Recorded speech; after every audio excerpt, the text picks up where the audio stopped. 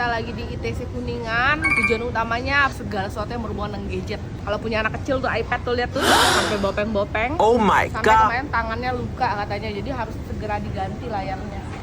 Kalau pusat buat perbaikin handphone itu ada di lantai 3. Nah, sekarang kita ke lantai 3. Saking banyaknya handphone tuh yang retak ya. Jadi gue udah punya langganan di sini.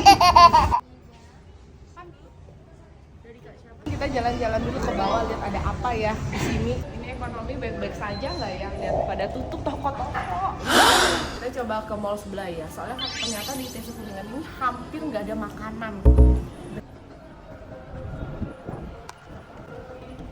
Nah, ini kita sampai di tempat makannya. Ada kue Pontianak, pisang goreng, ada lampu.